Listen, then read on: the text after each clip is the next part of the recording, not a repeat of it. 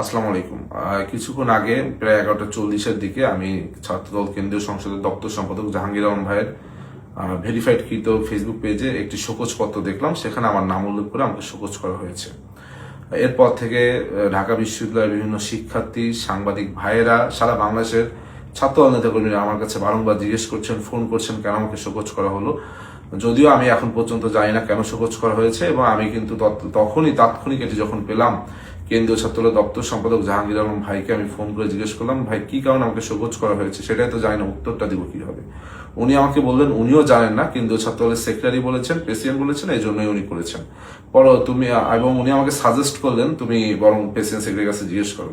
যাই হোক, পরবর্তীতে আমি জানতে পারলাম যে গতকালকে 26শে ফেব্রুয়ারি বৃহস্পতিবার ঢাকা বিশ্ববিদ্যালয়ের শিক্ষার্থীদের নিয়ে আমি একটি ইফতার মাহফিলের আয়োজন করেছিলাম। কোরআন তেলাওয়াত প্রতিযোগিতা ছিল, তার পরবর্তীতে আমি শিক্ষার্থীদের সাথে একটি ইফতার মাহফিল করেছি। সেই ইফতার মাহফিল কেন করলাম সে কারণে নাকি আমাকে শোকজ করা হয়েছে। আমি আসলে ব্যক্তিগতভাবে আমি গতকালকের আয়োজনটি এজন্যই করেছিলাম, যেহেতু এই দল বাংলাদেশ জাতীয়তাবাদী ছাত্রদল আমার প্রাণের ছাত্র সংগঠন। এই সংগঠন বিগত দিনের ডাকসুতে আমাকে জিএস পদে মনোনয়ন করেছিল, এবং শিক্ষার্থীদের ভোটে আমি প্রায় 5,500 ভোট পেয়েছিলাম।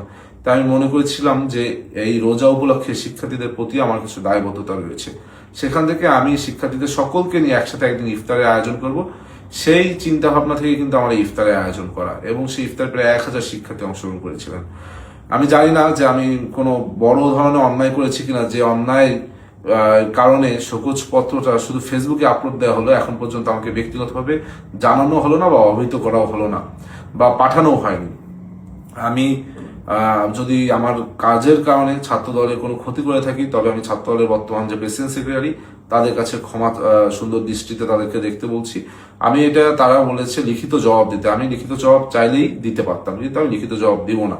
আমি দিব না একটি কারণে, সেটি হলো আমাকে ব্যক্তিগতভাবে এখন পর্যন্ত কোনো শোকজপত্র আমাকে কিন্তু পার্সোনালি পাঠানো হয়নি। আমি নিশ্চয়ই এমন কোনো বড় অন্যায় করিনি যে আমাকে পার্সোনালি পাঠানো যাবে না। ডিরেক্ট ফেসবুকে সামাজিক যোগাযোগ মাধ্যমে এই ধরনের একটি শোকজপত্র দিয়ে সারা বাংলাদেশের মানুষ এখন আমাকে ফোন করছে, সারা বাংলাদেশের মানুষ এখন জানতে চাচ্ছে কি এমন অন্যায় করেছি। সুতরাং আমি আজকে আর কিছুই বলবো না। আমি কেন আমাকে শোকজ করা হয়েছে এই বিষয়টি জানালাম সকলকে।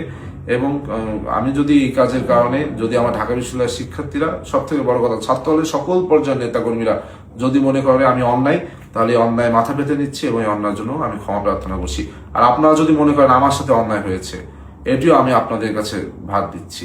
আমি সবসময় মনে করি ব্যক্তির থেকে দল বড়, দল থেকে দেশ বড়। সবাইকে ধন্যবাদ।